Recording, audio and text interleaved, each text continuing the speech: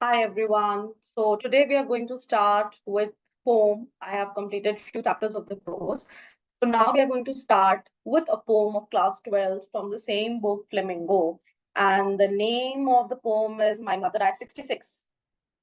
So this is a very good poem and a very emotional poem with a lot of emotional context. And I hope that most of you, irrespective of your age, even if you are not a student, and if you come across this poem, you are going to relate a lot with this poem because every one of us have our mothers, and we had shared a beautiful bond. Most of us share a beautiful bond with our own mothers, and sometimes it becomes very difficult to leave them alone at home when you have to pursue your career or you have to pursue some important things of your life.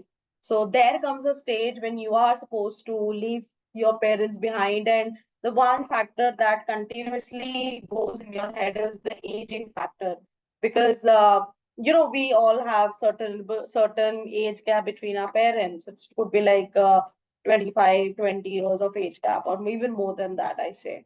So you understand that when they will be of 40 years of age or 60 years of age, you will be continuing with your job, or you will be continuing with your graduation or masters or something. So you will not be having time to spend with your parents. So this poem is also written in a similar context, where the writer Kamala Das, she expresses her emotion towards her mother when she goes to visit her mother once, and when she comes back, everything that she sees about her mother. So now, irrespective of telling you what her mother's age was, it's clearly mentioned my mother at 66. So she was 66 years of age. And if I say, and if I talk about general, age limit of the human, it's 60. And, when somebody crosses that, it is good, of course, but it is the minimum. 60 years of age is expected from all the humans. So we will read something very beautiful today. Before we read, aging is a natural process. Have you ever thought what our elderly parents expect from us? So the poet is actually trying to ask you that aging is a natural process, and with aging, there are certain expectations also. When the children are young, parents don't expect much from them. But when they start aging, there is some kind of expectation. First expectation could be to take care of them, right? I'm so sorry, I've written here, take care of them. Take care of them, right? And there could be other expectation also. Somebody could have a financial expectation also, that the children should do something financially, etc., etc. Like, it depends on parents to parents. So let's start. Driving from my parents' home to Cochin last Friday. So that means this incident has taken place last Friday, and she was flying. Right, you can say a plane here. She was flying from her parents' home. She had come to her parents' home. Now she was flying from her parents' home to Cochin. That means she is going from home to Cochin, back to her place. I saw my mother beside me. Beside means next. So the poet is saying that she saw her mother next to her. Now, how can she see next to her? Because they are traveling in a car, and the mother is going to drop her. You can see the mother here. This is her mother, and this is the poet. So she's going to drop her to the airport in a car. So in a car at the back seat, both mother and daughter are seated. So she says that I actually started watching my mother. When you're sitting in a car, you look in the side. So when the poet saw her mother, what did she see?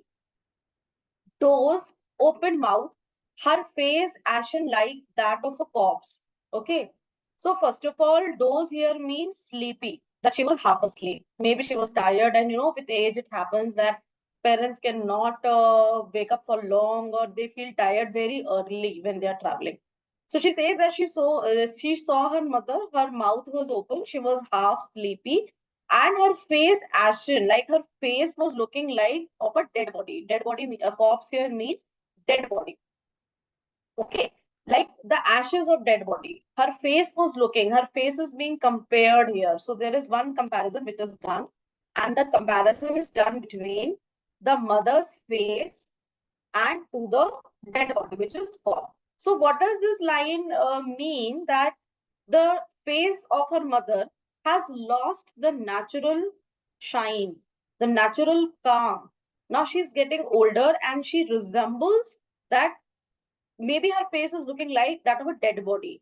अब वो जो एक brightness, अब वो जो एक spark था, वो पोएट को अपनी मदर में नहीं दिख रहा था. It was missing. And realized with pain. Now, when she was realizing that her mother is getting old, now you may ask me that, ma'am, it is very impossible. When she knew that her mother was 66, it is self understood that the lady is getting old. So, why is she writing like this? What happens is, in our daily procedures, in our daily routine, we call our parents, we talk to them, and then we keep back our phone. But sometimes when we look at their pictures and we compare their pictures from the young age, we realize that they are getting old. Those are those specific, very short moments when you realize that your parents are aging.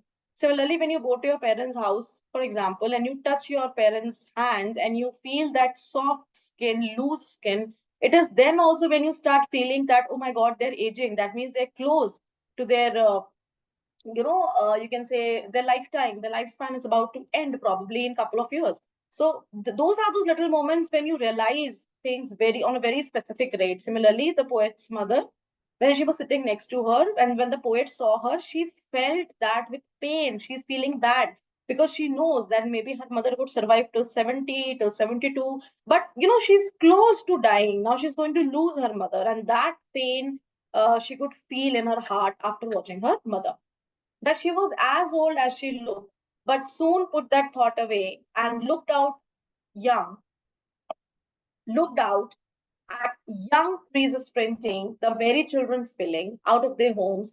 But after the airport securities checks, standing a few yards, but soon put that thought away means she tried to distract herself from this thought, because children she was going away from her mother. And if she continued to focus on that aspect, that her mother is getting old, it will be very difficult for her to leave. So she tried to distract herself from this thought that her mother is getting old, and she focused on what? She focused on young trees sprinting. Sprinting means moving very fast. So can young trees move fast? No, it is not possible. It is just an imagination, because when the car is moving fast, it feels as if the trees are moving. The trees are not moving, but the car is moving fast. The merry children, merry here means happy. Spilling means coming out of their homes. So she watched those young children coming out of their homes, the trees moving fast. So now there are some figure of speech that I would like to discuss with you here. The first figure of speech here is simile. Okay, and simile here is simile means when two things are compared directly. Okay, and they are used like they are compared by using as or like. These are the two words that you use, as good as a rose. That these are the two words that you use when you compare two things, and that figure of speech is called simile. So her face ashen like that of a corpse. I should use some other pen so that you can understand here also. This, her face ashen like that of a corpse. This is a simile here because the face of the mother is being compared to a dead body. Okay. Now here, next that I would tell you figure of speech here is imagination, which is young trees sprinting, right? It is imagery here. Now, imagery means something which can only happen in imagination. Imagery is the second figure of speech. Imagery is something that can only happen in your imagination. It cannot happen in real. So can you feel or can you imagine that young trees start moving? It is not possible. Okay. Now, let us read the chapter. Let us read the poem. But after the airport security check, now where have they finally reached? They have finally reached the airport security check, because as you know that whenever you have to go to airport, you have to go through certain level of checking. So now the security check has started. They have reached the airport, standing a few yards. Now yards here you can call it as distance. So the poet was standing at a few distance, and she looked at her mother again, worn and pale. Worn you can say sick. Okay, and pale here means yellow, as a late winter's moon. So now again, when she say worn pale as a late winter's moon, you should be very quick to identify that it is again a simile, because again the mother is compared with the late winter's moon.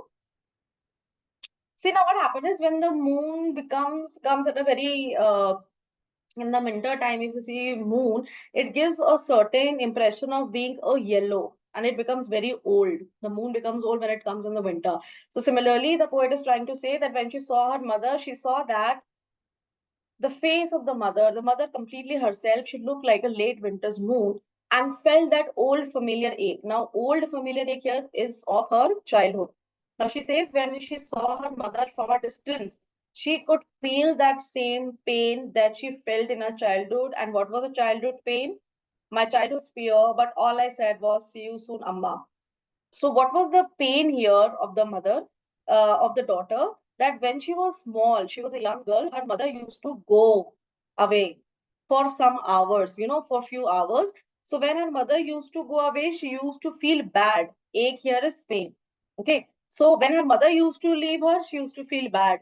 Now the situations and roles have reversed. It is the girl who's leaving her mother. So she said that I'm feeling that same pain when my mother used to leave me. But today I am leaving my mother, but the pain is similar. It is almost the same. But what etc. can she say? What she has to say? She is left with nothing. She only can say that "see you soon, Amma," because she cannot stop there. She has to go back to her place, Cochin, and whatever, maybe she's going there for work, maybe she's going there for Masters of Education, but she cannot stop. She has to say "see you soon, Amma." But when she says this line "see you soon," she is hoping. There's one very important hidden meaning behind it. "See you soon" here means that she is wanting that, and she is hoping that next time when she comes, she should meet her mother. So there is some kind of fear ki if she comes next time, maybe her mother wouldn't be alive. So she is hoping, and with all positivity, she says that "see you soon," that I am going to see you soon, Amma. So she is giving herself that kind of satisfaction that probably next time when I come, I will be able to see my mother. All I did was smile and smile and smile. So there is another figure of speech used here, which is repetition. Okay, I'll just write it here. Smile and smile. So whenever same words are repeated, here these are called as repetition. And one more repetition is here. I have not told you. Just a second.